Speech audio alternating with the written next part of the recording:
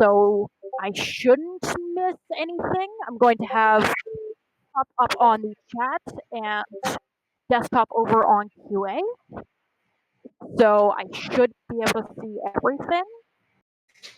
And this will be a idea of how fast I can talk.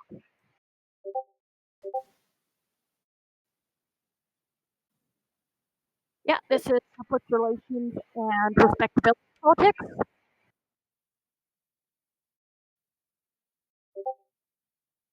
All right, we got the recording started. Just to say again, because everyone just jumped through, we're starting exactly in 5 minutes at 12:05 my time. So get what you need. And yes, we're in panel 1, not panel 3. Panel 3 is an art stream.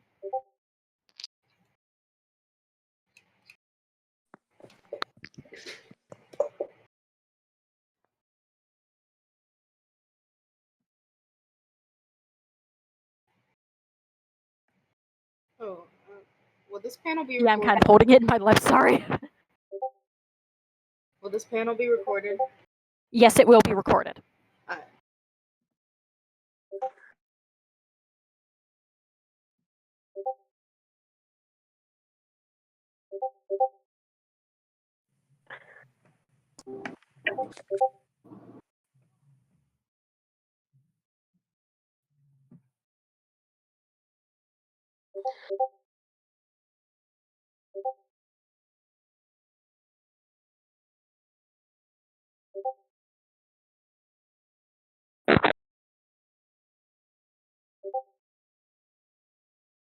Made noise. It was Amber. I saw your thing light up. Don't know if you mean to be muted or not, but you made noise.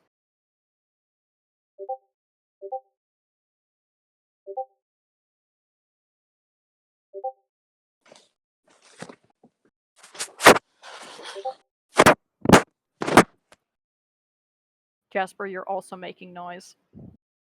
That's alright, don't worry about it, just letting you guys know, in case you don't. Is it set to push to talk, or is voice sensitivity still allowed in here?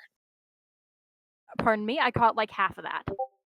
I thought that we were saying this to push to talk so that people didn't automatically make noises.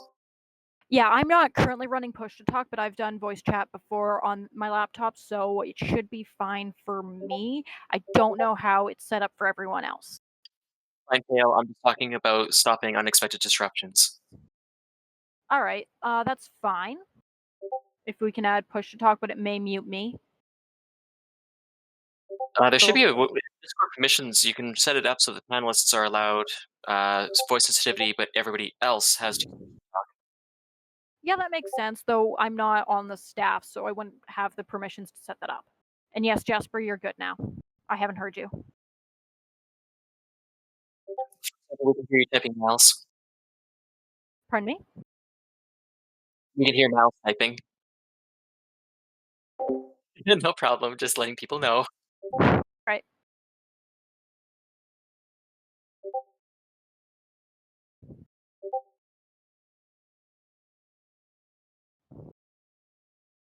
Hey, yo, I don't know if this push to talk thing is working, but I just wanted to see if it's working for me because I might hop in the conversation at some point, if that's alright with you guys. Yeah, that's fine. I can hear you and I love your accent. Thank you very much. I'm from England. Oh, that's pretty close to me. I'm from Ireland and Scotland. Hey, awesome. Yeah. And we got... Come on, laptop. Alright, we have 40 more seconds on the dot. I'm down south on the south coast for the person who's asking what part of England. Can you guys hear me okay? Yep, we can hear you.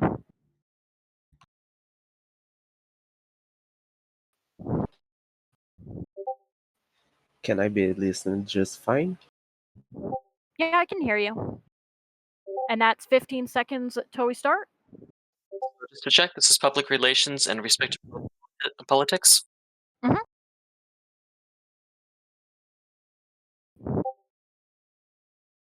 Jasper and I are from the same place, but they said that. All right, so it's 12:05 p.m. my time, so we are ready to get started. This is public relations and respectability politics, where they come from and why do they matter, or as the schedule says, where they from and why they matter. So, Couple of forewarnings just to get through everything. Yes, where are they from? That's what I put down and didn't notice, and neither did anyone else, so it's where they from.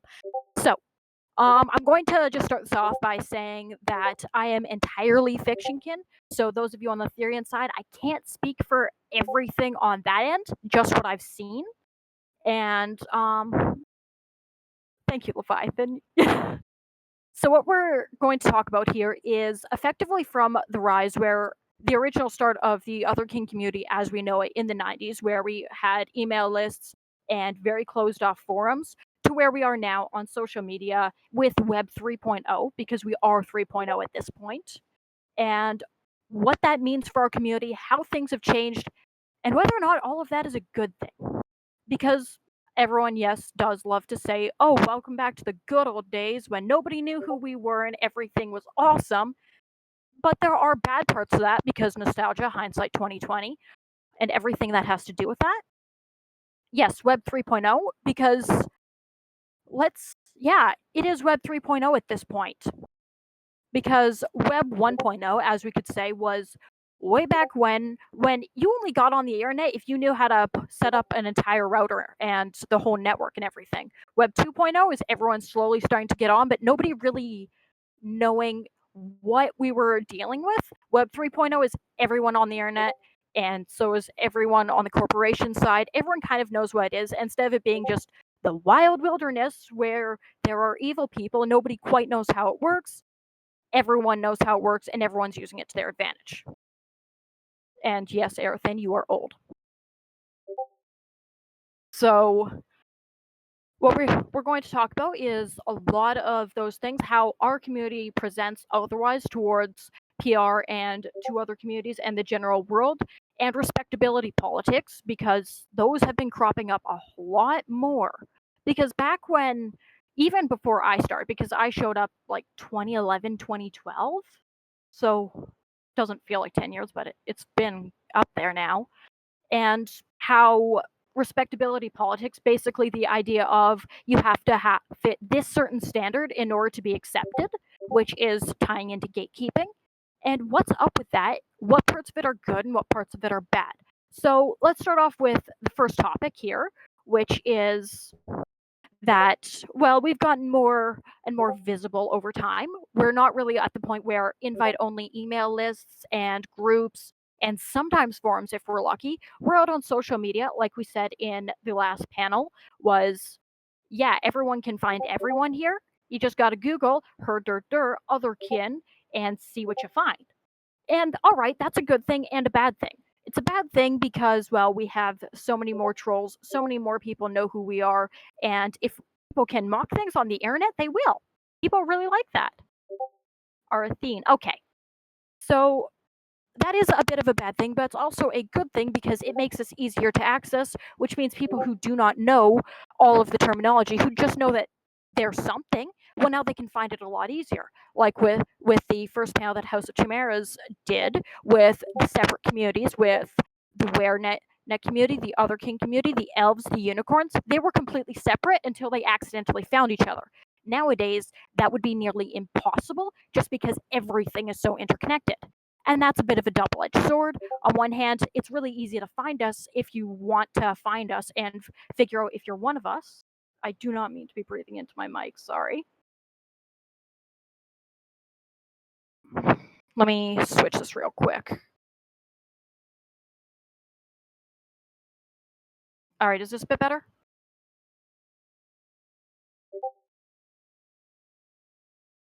Yes, it is. All right, this is better than I just switched how I was handling the mic. All right, where was I? Visibility. We were going through and like, yeah, it's a lot easier to find us. And if you're trying to see if you are one of us, that's a lot better. But it's also worse because people take the fact that they can mock us and just go all out with it, which means how do we deal with that? And one of the things that happens is a lot of gatekeeping because of it, and some of it is real gatekeeping that we need to do because hey, are you actually one of us, or do you just really really really want to be one of us because you like the mysticism or something along that lines? So there is that problem where you have to try and figure out, are you actually for real? For real? Are you questioning and not quite sure what you're doing, but you're probably supposed to be here? Or are you just trying to find another way to mock us like everyone else? Because people do tend to do that. And so we have to deal with that gatekeeping of trying to figure out who's real, who's not, especially because so many of us at this point are very used to being mocked, used to seeing how our experiences are immediately taken for something to laugh at, and that's not very fun. And nobody really likes that. And since we get more and more defensive, well, there's not much you can do. And it gets to the point where, since people are so defensive, they see people who are genuinely trying, who are questioning, who are new to the community, and just immediately go, you don't know everything about it so far. You're still trying to figure things out. And you're not using the terms the exact way I want. Clearly, you're not real, and you're trying to make fun of us. I don't like you anymore. And if you're new and trying to figure out, and that's the response you get, yeah, that's not going to be very fun either. So that pulls you out of a community that you could otherwise have found a lot of safety in, and of that. Which brings us into the idea of grilling, which I'm going to say most of us have probably gone through at least once. I know I did, and it didn't go very well, let's put it that way. But fortunately, by the time I got to where I started getting grilled, well, I'd already known enough to know that this was where I was supposed to be. I just wasn't putting it the right way. So I got lucky in that regard, and not everyone does. And honestly, when I have to go through and talk to the new people and be all like, all right, are you actually one of us? The only question I do for grilling is, tell me what otherkin means in your own words.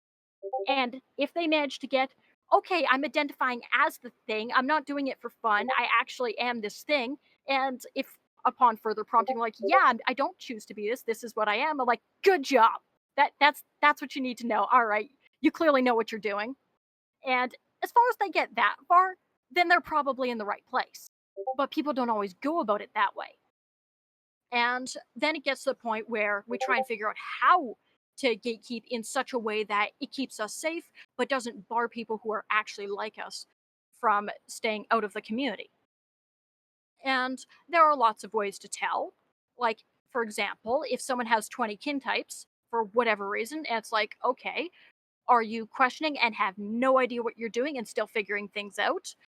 Are you perchance thinking of something else? Like, are you, for example, actually a system and you just haven't figured that part out yet? Are you here for fun because you don't know what's going on and you're not supposed to be here?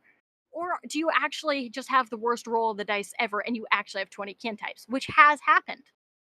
And that is something that we need to work on, but it's also kind of inevitable. There's not much you can really do about that because those questions and those conversations have to happen. Because without them, then we're not getting anywhere at all. So what ends up happening is we try and keep to tell people, and one of the trends I have noticed is that, for example, when a new movie comes out after we've seen all the trailers and whatnot, immediately you'll walk into the tags of your favorite social media and you'll see about 5 people at least who are saying, yes, this main character is me. And that's like, all right, are you doing this because it's popular and you're doing this because it's fun? Or did you just finally get the words for what you are and everything is falling together? That's a question nobody really likes dealing with, but it happens all the time. And it gets through and people are trying to figure out what's real, what's not, how do we deal with this? And the worst part of it all is when we're trying to deal with the outside community, not in trying to figure out who's one of us, who's not, but just how other people think about us in general. Because people will see what we've got and they'll be like, okay, that seems pretty interesting. I think I can use this. Not just in the idea that people go, oh, okay, I can mock this and get a power play out of it, but oh, so you say if I pretend to be that thing, then I can use it in my conversations, and that's one more idea of leverage I have. Yes, Aria, you have it entirely correct. That's it. That's it. You guys know where I'm going on now. You know exactly where I'm going with this. Good job. So, this brings into the idea of where people decide, yes, I see here, if I am woke, if I claim that I am part of this marginalized group, then I can say what I want on the topic and people have to take it as gospel. This is something that mostly happens on Tumblr, where I tend to frequent because that's just where all my friends are. And yep. Here it comes. Yep. So people have somehow figured out that, hey, if I pretend to be this character, then I can say what you can and cannot do in fandom. Because with the general rise of Web 3.0, away from LiveJournal, away from early Tumblr, where fandom was kind of just on the sidelines, now it's in the mainstream, people have figured out, hey, I can use this for politics. Which, all right, I can see how you would bridge the gap from learning things through fandom and then going into politics because fiction has taught you things, because that's kind of part of what fiction is for. But yeah, there is an intersection there that nobody really likes, nobody wants to deal with, and everyone just kind of throws it around at each other like a hot potato because, oh boy, nobody wants to get into this, which is exactly why we need to. Because if we just keep ignoring it and ignoring it, it's just going to get worse. At some point, you got to do a little bit. Not much, not everyone can just save the community single handed, but we do have to do a little bit. And some of it is just going, okay, well, let's go back to the old days when everything was invite only and you couldn't get in because now you guys can't use us as ammunition anymore. But on the other hand, that means the people who are genuinely trying, whose jobs are so much harder with questioning because now they have to deal with all this misinformation, well, that's going to screw them out of it too. And that gets into something because we have all of these trolls, all of these people going misinformation because they figure if they take the terminology and what they say is actually what otherkin is, then they're clearly right, except for the fact that they're completely wrong in every way. Yeah, everyone's still big mad about that one dragon kid who ate a diamond ring. Honestly, I don't believe that one ever happened because, come on, people don't put that much effort into trolling, but it still went viral. Yeah, that's what I thought. It didn't happen. But, like, there will be people who go through and they'll find ways to use our terminology and work through it to try and effectively get a power play out of it. And that's horrible because you go through and you're all like, okay, this is a new person. They're from, say, the same source material I am. I'm a Pokemon, for example. I see another person who's a Pokemon. I'm like, hey, tell me about how your culture is. Because you guys spoke this specific language, which is wildly different from mine, and yet we still conversed with each other. How did that go through? And they're like, oh, I do this for fun. What do you mean you actually believe that? Shouldn't you be in a psych ward? And it's just like, ouch.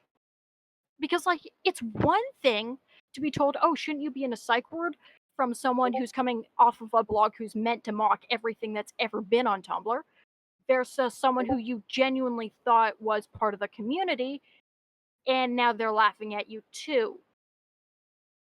Yeah, I actually had to deal with that one a while back. And it's not fun. Nobody likes that. And we need to talk about that more because this is a serious topic. This is a serious subculture.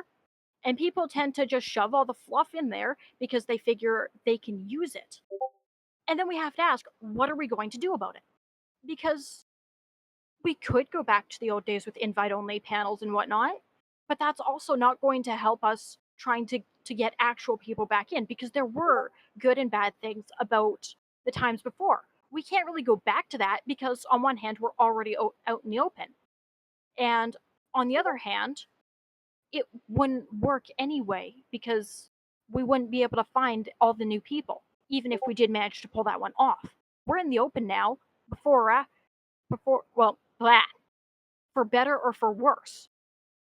And as the chat says, people are, Andros put up the quote there that is my next topic, which is, it's okay, you're human, you can embrace your humanity. Yeah, what about for those of us who can't do that?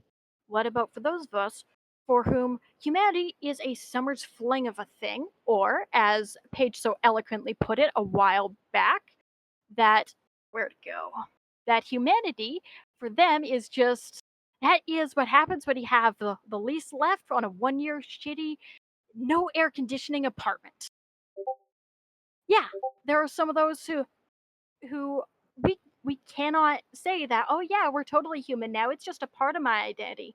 When for the I hate to say it, and you guys are gonna hate it, but it's the only way I can put it, where on all levels except physical, I am a wolf, where that is actually true.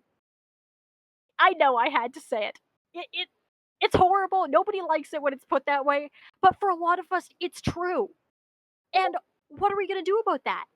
Where people dismiss all of us with the same brush. For some of us, okay, being otherkin is only a part of us, where it's maybe not the biggest thing about us, but it is a part of us. And for some of us, where this is what our identity was built on, you take this away, there's nothing left. Where everything you are has been built on and on and on through being non human. And there's something about that, about how trying to be respectable, trying to prove to others, yeah, we're not totally crazy. You don't need to lock us up in a psych ward for this. And then they're like, okay, but John McGee over there, he's a wolf on all levels except physical. And I'm like, yeah, John McGee is a wolf on all levels except physical. Got a problem with that?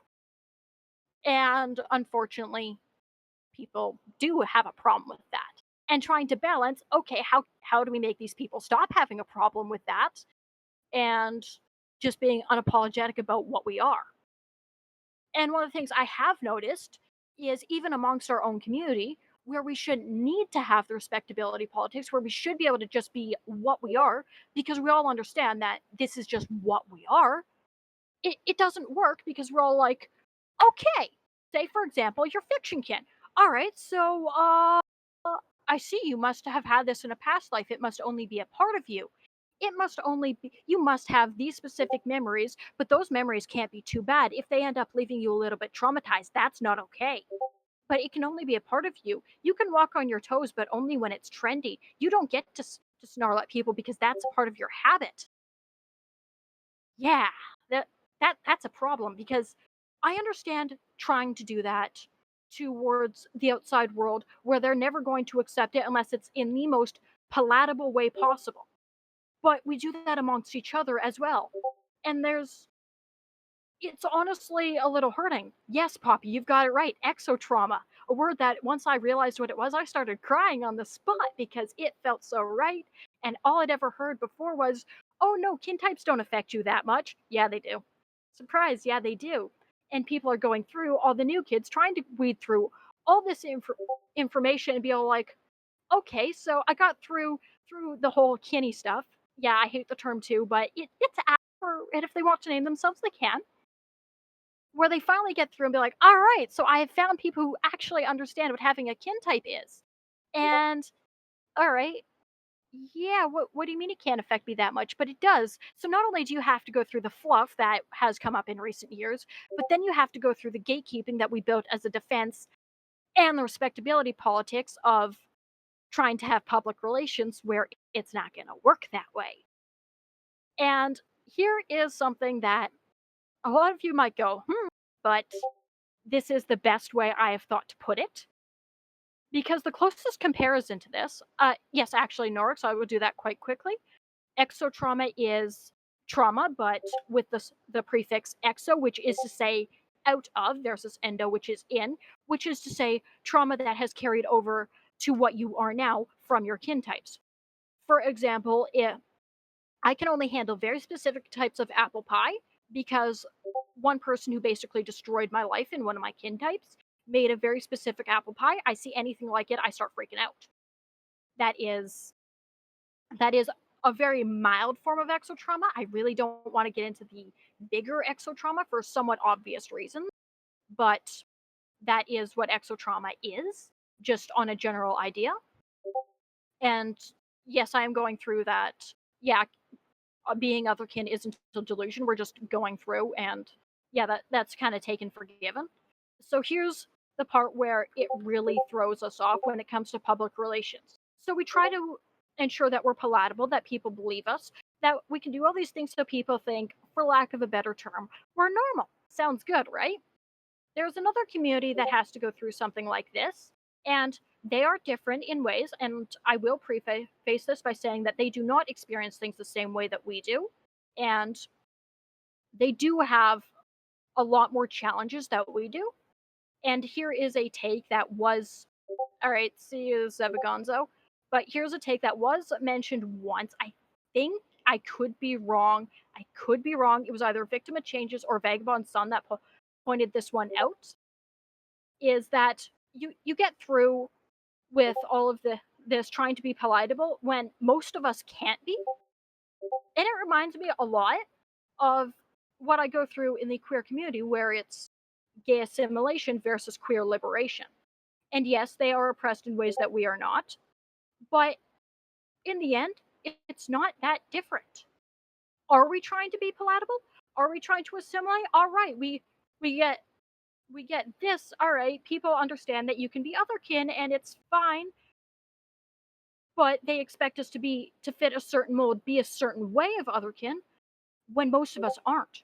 The only thing that keeps this community together is that we're all either not human or not from this world in some way on account of fictionkin. That's it. That's all we got in common. Everything else is up on the table because the only thing we have in common is that we're other. It doesn't matter how we're other.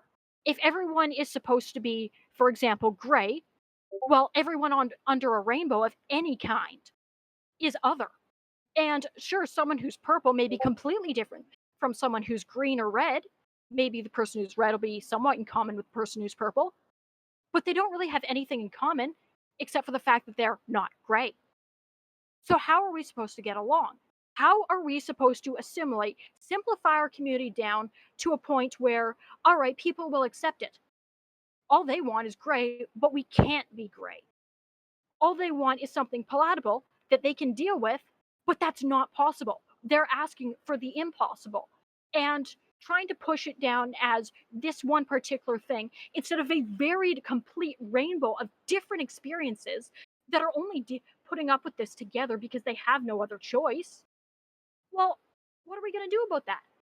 And this brings into the next point of intersectionality, where what the trans community goes through and what we go through, how the experiences present inwardly, are actually pretty similar. I will say again, and I'm going to say this every time just to make sure it's clear, yes, trans people are very, very oppressed in ways that other kin aren't. I'm speaking as a trans person, so yes, I am more than well aware, but as someone who is both, inwardly, they're pretty similar. On one hand, all right, yeah, a lot of us are trans, that too, but like people always say, don't compare being otherkin to being trans. Don't do that. It's bad. It's horrible. Trans people are oppressed, don't you know? Yeah, we're aware. And we're commenting about how the experiences are actually kind of similar inwardly. All right, so you're going to get dysphoria either way. And well, most of the time that is. There are people in both communities who don't. You're going to get places where it doesn't feel quite right. You can't always present the way you want to. And even then, it's like, all right, so you can have the binary trans where, all right, you go through, you're straight across the binary, you maybe get hormones and surgeries. Oh, okay, everything's great, except for the rest of us who that doesn't always apply. And the same goes with otherkin, where we're all like, okay, so you're otherkin, you have these specific things. Okay, so clearly this was in a past life. It doesn't affect you much now. Sometimes you do kind of things that are clearly quirky and cute, but that dismisses so many of us. And as Poppy just mentioned, being xenogender, this is the one that I find people really don't like. But like, there are those of us who, being otherkin and being trans, is so intertwined that there's no disconnecting it. Say for me, for example, all right, yeah, I'm trans in a whole 9 yards, but the only reason I'm trans is because I never experienced gender in a human fashion in the first place. So the closest I can say is, yeah, okay, I'm masculine if you tilt your head and squint, because that masculinity is the masculinity of a demon, not of a human. And that is a another thing for a different panel that I do believe is on Sunday, where my gender is dog, and I'm very excited for that one. But there is a lot of similarities, and people really don't like, for whatever reason, pointing these out. And I think it has to do with the assimilation and trying to appear normal. This is totally fine. See, we're not stepping on anyone's toes when we kind of do because we're related. There's no way not to. And this is one of the things that has really bothered me is trying to get through with this assimilation, trying to get through the fluff when all anyone kind of knows about us is what we've done that has gotten us mocked. And then on top, people deciding to use us for politics. And then there's the politics instead that we're dealing with that we have to go filter through all these layers. You can't say that, okay, I'm trans because I'm otherkin, because then that's stepping into politics, which is completely claimed by the people who are kinnies. For it's just how do you have that conversation? How do you go through and have the conversation where, okay, so you're a psychological fiction kin because you had a face claim back in your old days when you were six on the internet for whatever reason. Now it's a part of you, and it started just to cope with for whatever reason, and now it is honestly a part of you. All right, so how do face claims come into this? But you can't really have that conversation when you've got people 3 feet away talking about how they do it for fun, and you got to say, no, that's not what being kin is. Well, how do you have that actual honest conversation where, all right, yeah, so that can lead into this, but how when you're still trying to deal with the fact that what they're doing has nothing to do with us? So it's a lot of things that nobody really seems to want to deal with. It's a big hot potato, and we need to have that conversation. We need to go through and figure out, all right, how do we have these serious conversations where I can just say, okay, this is how I find that what we're dealing with public relations and respectability politics is a lot like queer liberation versus gay assimilism, without having to immediately preface it with, it's okay, guys, I know otherkin is nothing like being trans, where there actually are kind of similar, but gotta preface it with saying, yes, I know they're oppressed. Yeah, everyone knows this. You walk into this conversation where we're having the talk about how these two are intertwined. I would expect you to walk into this conversation knowing that they're they're not exactly one to one, but we have to preface these and go through basically otherkin politics 101 before we can have that conversation, which stifles the discussions we should be having. Because where do you go to say, all right, the gender roles that I dealt with as societal because I was raised human, and how do I go and deal with this when I'm both trans and otherkin, where the gender roles I may have had with my kin type are completely different? There's so many layers that you just gotta put together. But whenever you want to talk about it out in the open, it's okay, let's go through otherkin 101. This is what a kin type is. No, I did not choose to do this. No, it's not a delusion. And you gotta go through all of this just to have an actual conversation. And it's hard to deal with. How are we supposed to go through all of this? How do we fix this? Exactly. That's the price of trying to have the conversation. Because on one hand, you want to open up the conversation to anyone who wants to weigh in, because there are people who lurk and maybe they just want to actually step out there and say something. But on the other hand, if you open the floor up to everyone, you're going to get those people who are like, wait, I thought this was just for fun. And you got to go, no, it's not just for fun. And you get through all of this, and it's tiring. It's tiring, and there's no point. Nobody knows the answer to this one. Yes, Parker, you have a question.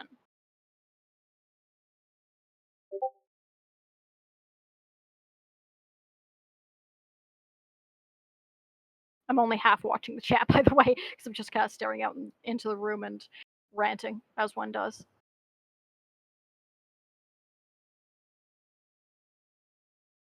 Oh, that is Espion with the typing noises. Nice. Okay, so you're asexual and you were an asexual species of alien in my past life. Could they be connected? Absolutely. Absolutely. The only reason I am masculine in any way is because one of my kin types is completely male, but he wasn't quite male because he was a clone of a human who was actually a sentient mask, and that bled over into what I am doing now, and that's why I am not cis. It's not necessarily, but yeah, they absolutely can. They absolutely do. Nobody really talks about it, but yeah, that's completely normal. So many of us actually deal with that, and nobody talks about it.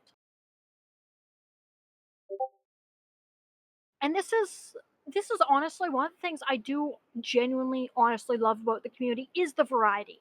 Is once you get through all the discussions of otherkin 1-to-1 101, all of what goes through, once you actually get down to having genuine honest discussions between otherkin people, well, it's really interesting how varied it was. Like sometimes if I'm lucky, I'll go through the tags and someone will say, "Hey, I'm Snuffkin from the Moomins. Here is what I remember of the Snuffkin language." And I'm like, "You guys have a language?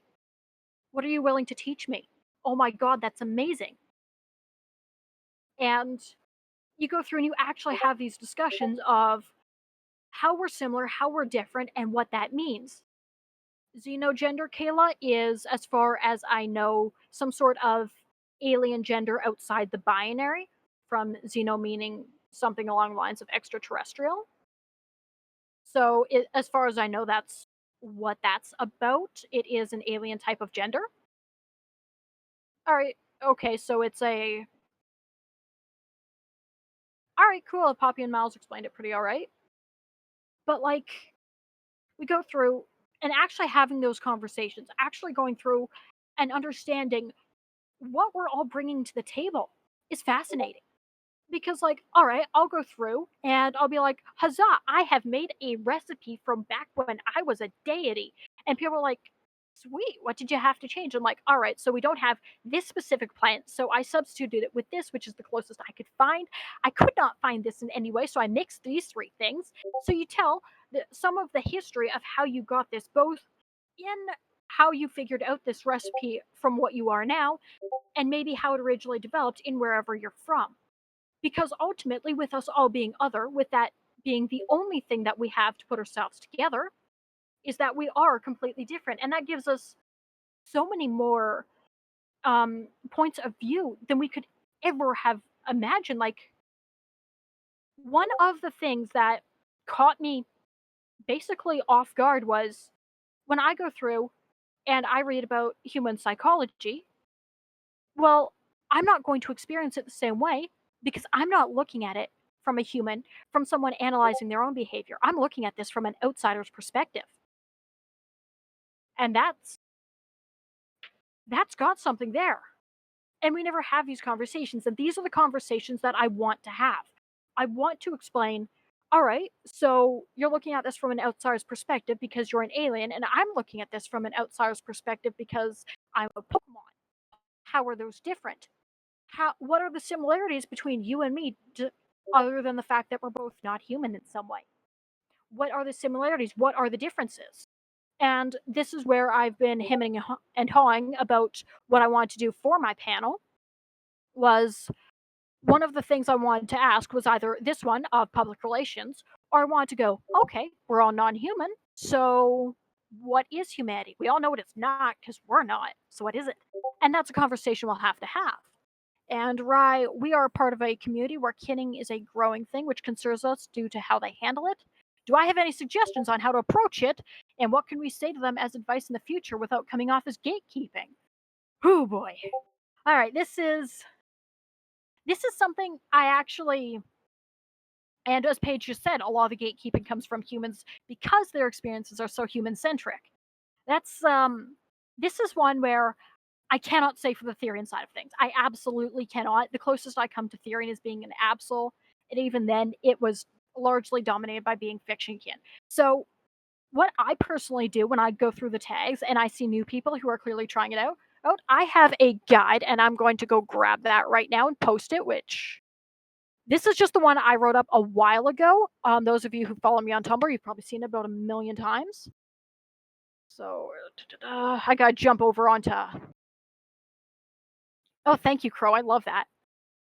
I'm going to save that because wow, that is a nice meme. I have been memed. All right, panel. Oh, come on. Can someone please put that in panel sources? All right, so that's the guide I use. This is my basic crash course of this is what otherkin is, this is our terminology, and this is the closest you are ever going to get to a step-by-step guide on how to question, which is not a step-by-step guide because there's no way to have one. It's like, okay, so how do you say that your other kid when all of us are so wildly different and how we're going to do it? Kayla isn't kinning and kinny is something that is quite new. It started kind of about 5 years ago. And here's a hot take that I thought of during the last panel. Me and Paige were discussing it, and I hate the fact that I did not think of this before. Because where I think Kinney and Kinning came from, where I think it really caught on. Now, the word Kinney, it came from an Anon Ask somewhere, I do believe 2016 for an Only on Tumblr. It was an Anon Ask. We don't know exactly what's up with that, but it caught on. And why I think it caught on, why it caught through when previously all we did was just mock people. Paige put through the idea of, because everyone in early Tumblr was like, okay, so we're going to call it coping kin because we're doing this to cope. It's a definite valid experience, but this is the closest term we have for it. So Paige went through and like, okay, well, can we try coping link because it's voluntary? And that caught on a little bit. And then some other experienced people in the community were all like, okay, well, can we go for other link as well? Because coping mechanisms work better when you don't point them out that way. And also, what about the ones that are voluntary and are genuinely important to my identity, but aren't for coping? And it caught on. It caught on within the actual community. But you know where it didn't catch on? With most of the people who said that they were coping kin. They didn't like that.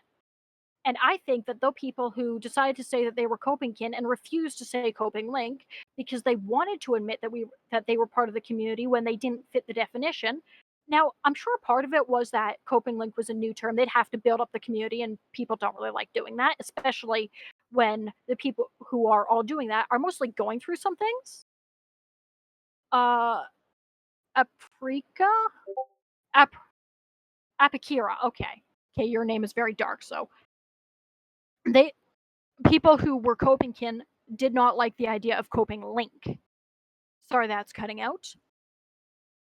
And infested, yes, there is absolutely something to be said there. But where I'm getting with this is a lot of the people who said they were coping kin, the ones who were, it wasn't about the fact that they'd have to make a coping link community. It was just that they wanted what we had.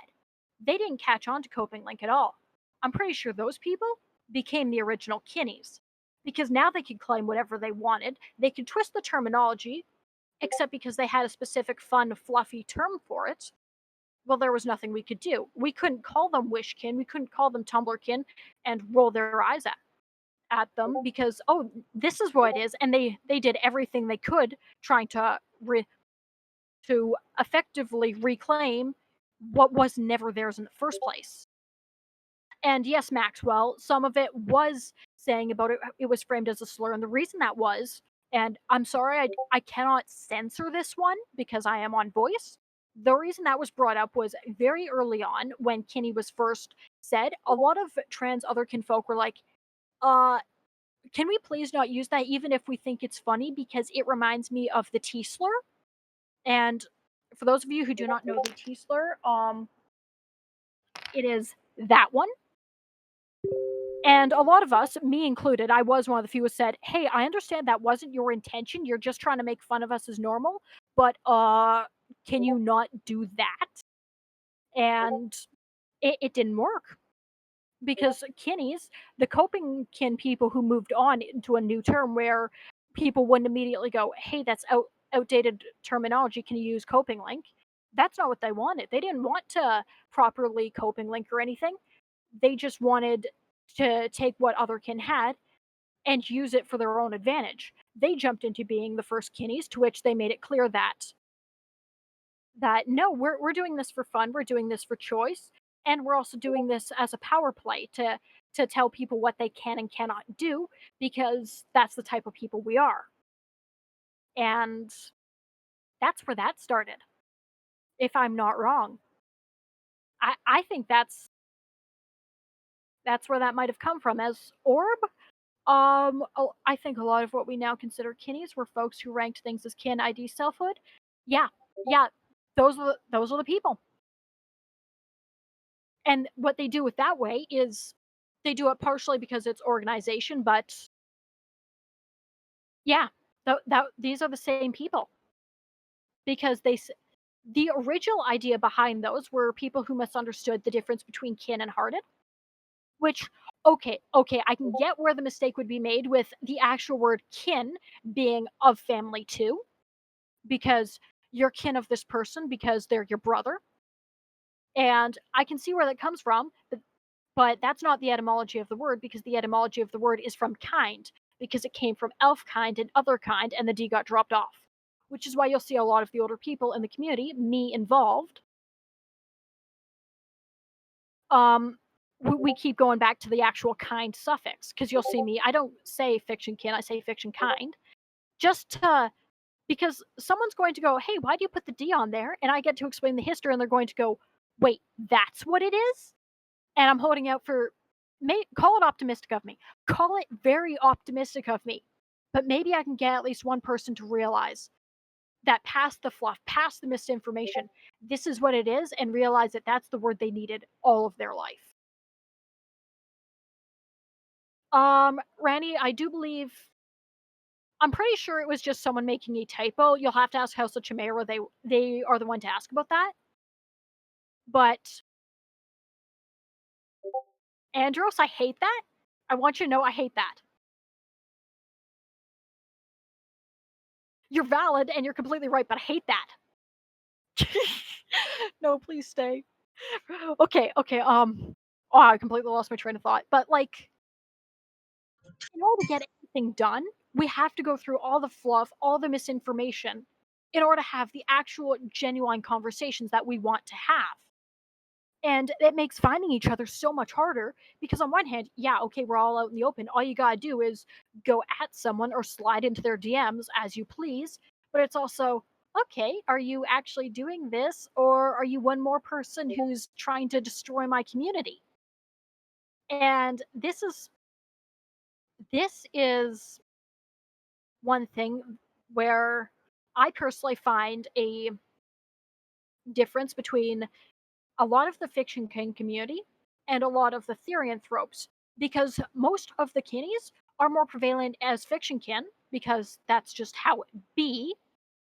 Because, like, why would you say that you're just, oh, okay, I'm a fox or I'm a wolf or I'm a dragon when you could go, I am this specific character, and if you do anything that I don't like with them, you are a bad person, you are harming me personally. You see how people can use this. So, this is a bigger problem in the fiction kin community, which means the Therians have to go, okay, so you're fiction kin. All right, I have no idea how to tell the difference between an actual fiction kin and someone who is a kinny because I am not fiction kin. Whereas those of us who are fiction kin we are actually fiction kin, so we can tell a little bit better. Whereas a Therian, whose only commonality with us fiction kin is that we're both other in some way, well, they're going to have a lot of a harder time, which means a lot of Therians are going to go, oh, you're fiction kin? Oh, I see you are clearly a troll and you are making fun of me. Despite the fact that there are plenty of us who are actual fiction kind and we're getting hurt too. Yeah, that is a problem. And a lot of us fiction kin who are trying to get through this and be all like, no, I'm actually part of the community. I swear, please do not block me. I am actually one of us. We drop the D back on there because that says, hey, I know the history. Because not a lot of people are going to put that final D on there to say fiction kind unless they know the history. And it's just that quiet, yes, this is what I am. This is what I am, which makes it hard for us to identify each other because what codes can we use that aren't immediately going to be jumped on and appropriated? And I don't really want to say appropriate because that begs into cultural appropriation, but it's kind of similar. It doesn't have as many real world consequences, but in the end, it's kind of the same concept. And of course they say, yeah, okay, so we can't do this because it's appropriation. And then they immediately go as a gotcha, but you guys are appropriating native culture. It's like, okay, so how do I say, no, we had this argument. It's got nothing to do with it. It was settled in, I don't know, Johnny McGee versus Jane McGee in 1993. We already settled that argument. You can't just point at that. You got to have the entire conversation all over again because trying to get the documentation, all of this, and that's assuming they read the sources. And let's be real. If they're trying to do that as a gotcha, they're not going to. Yeah, all these arguments have been had 20 years ago, and we got to have them every single time, all over again. And on one hand, yeah, okay, we're visible. People know who we are. It makes it easier for us to find each other. But now it's harder to find each other through all this information. And whenever we got to do this again, we got to have the argument all over again. And it makes you wonder, why are so many of the older members tired and jaded and very block happy? Do we have much of a choice? How do we fix this? How do we go through and go back to being welcoming as it was when I first got on? Because I slid in really right before all of this happened in 2012, when people had pretty much just made most of the jump from LiveJournal to Tumblr. And how do we go through and protect our community while still being welcoming and not all that gatekeepy? How do we go through and keep ourselves safe without hurting our own in the process? How do we do that? And that's a question I wish I had an answer. I wish I do. But I don't have one. And I want to know what all of you thought. I want to know, like, what do you guys think that we could do? Because, all right, there are 400 people in this server right now. 400 people who not only wanted to show up, but could. Because I know several people who just couldn't because of time conflicts and all that. That's 400 active members. That is over 4 times as many people as I thought that there were actual Otherkind active at the moment. There's so much more of us than I thought there would ever be. And how do we go through this? We're all together. How do we figure it out?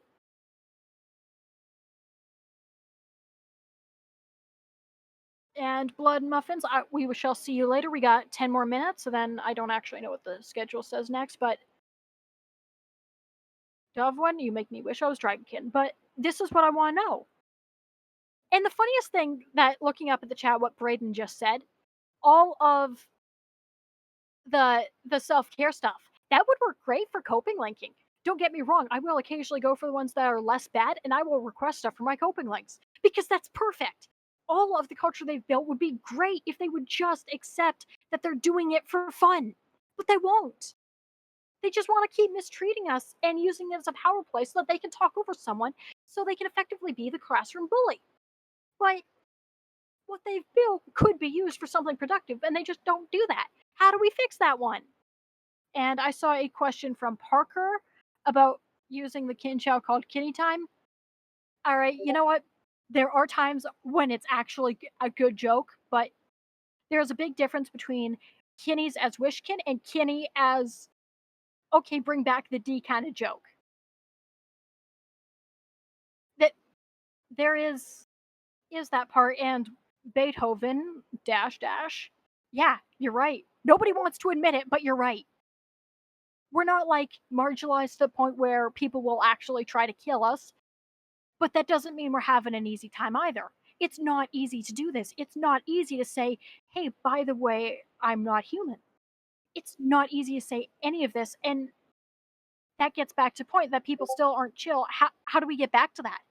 How do we even start to go with where, okay, yeah, this person, they are godkin, and they are some weird masked child, and they identify only as human as a summer's fling. How do people be okay with that? And how do they be okay with, yeah, okay, I'm a wolf sometimes, that's just how it be, when that's what we got to work with together. If we're not ignored, we're mocked, and the only time people seem to want to be sincere is when they have never heard of it at all. How do we go through that? How do we fix that one? How do we have public relations that don't simplify us in ways that do the most of us disservice, but also make it in a way that people will actually listen? How do we go through that? And that's not even counting the fact that people actively work against us. People actively work to stop what we're trying to do. They actively work to make sure people have no idea what this is, what it's actually about. I want to be able to say, yeah, okay, I don't experience gender the way way humans do because I'm not human. You talk about human psychology, and I'm reading this from an outsider's perspective. When people are actively saying, "Oh no, it's okay, being kin is just for fun. It's kind of like a face claim, except it's actually me, but only when I want it to be." How how do we go through this? Like, and this is where we really do need to work together. Like, people have been throwing around in general a couple hours ago about how we should get together as much as we can and make a site that holds up as much archive information as we can. All of our academic sources, all of the essays we've written, put together basically an otherkin through guide. This is all we got on information. This is how you get from point A to point X. And someone's got to go through and actually put this down. And yeah, I want to help with it. We should be going together effectively like Project Shift had, but like not that's going to go down. And I really feel like a lot of people do want this, but we got to figure out how to do it in ways that won't fail. How do we start healing the destruction that's been wrought to us, and how do we stop doing it to each other?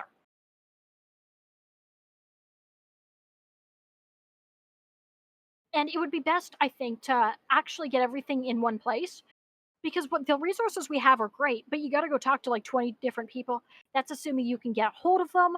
That's assuming all sorts of things. It's just, it's very scattered, and we are a very scattered community. Saying that, yes, all otherkin people are one community is a great big fat lie. Let's be real here. We are several different communities, all kind of shoved in the same space, and sometimes not even the same space, because yeah, okay, I'm mostly on the Tumblr community. The amino community I know nothing about, and I'm sure that there are great folk there, but they're kind of like adjacent to us. There are some people that go between us, but we're not at all related, or in the fact that okay, we're both other, we both got shoved into small rooms that don't really fit.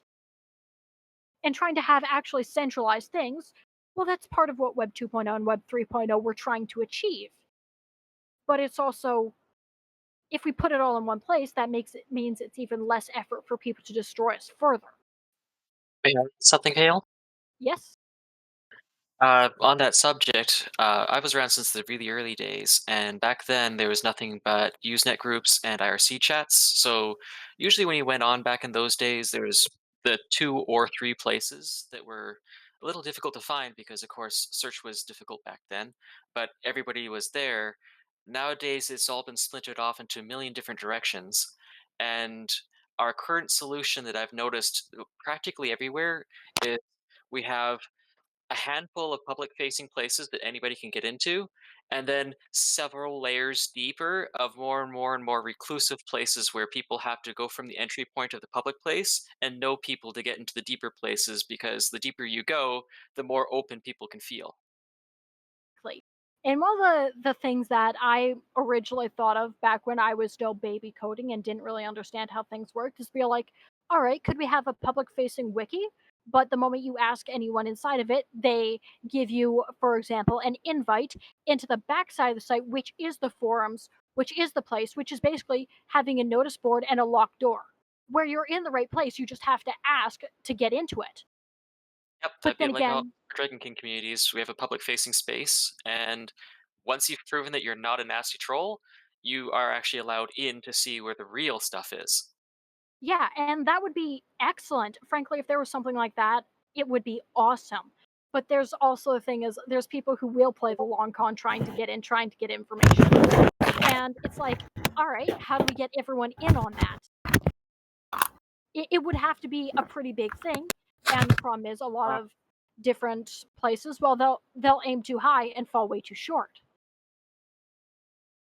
The other issue I find with things like that is getting everyone in the same place because everyone is on different platforms and the entire kin community are all just in different places on the internet. And I, like you said, you're on the Tumblr community. I've never seen you around mainly because I'm on the Instagram community and I know nothing about the Tumblr Yeah, or the and kin I'm never on community. Instagram because I hate So- security policies. And the only That's reason fair I'm enough, still on honestly. Tumblr is because the kin community is there. I have a lot of friends who are old in the community, names that those of you in the who are on Tumblr would know, Necrophagist and Ranthemi, for example, who are excellent voices, but they're only in the one place. And Tumblr is awful. I hate it. I do not want to be on Tumblr. But if I want the voices of the community who are only there, I have no other choice. And that is the problem. You're on Instagram. I have no idea what is on Instagram. I'm sure there are some great voices I've never heard before because they're only over there and I'm not going over there. I think the other big issue with it is that, especially with a lot of younger members of the community, we just don't know how forums work, and we don't know how to hop on forums and get involved with all of that lot. So it would be a case of trying to get everyone in one place, but also on a platform that everyone understands how to use, even like younger members of the community who need that extra information and need that deeper experience so that they can actually learn about it. So it needs to be accessible not to just the older members of the community who have all that experience, but the younger members who need the older members to give them that experience. Yeah, exactly. Now we have hit time. I have been watching the clock and I'm a little annoyed because clearly people have a lot to say on this. But like, yeah, how do we bridge that gap between the younger members of the community who don't know how it works, the older member of the communities who have some idea and they're still trying to figure it out, and the fact that everyone's on different platforms, that everyone's really guarded? These are questions I want to know answers to. I want to fix this community. This is one of the few places I feel genuinely, honestly safe. But there's so much that we need to fix before it can be completely safe. And we're all here, so how about next year? Because this is going to be a recurring thing. This convention is going to be a recurring thing. Let's all think on this. And next year, let's run a panel that lasts longer than an hour. And let's see what everyone's brought back to the table. It's been brought out to light. So we all actually go, wait, yeah, this is a problem. Now that it's been pointed out, we've all started thinking about it. Next year, let's have another panel. Let's see what we can bring to the table, and let's start trying to fix it. And yeah, I agree. This convention really is. This was one of the things that we really, really needed. I actually can't because I gotta do stuff, but I will come back and I am around for DMs and friend requests. Just hit me up. Heck, if you want my email, I will give it to you.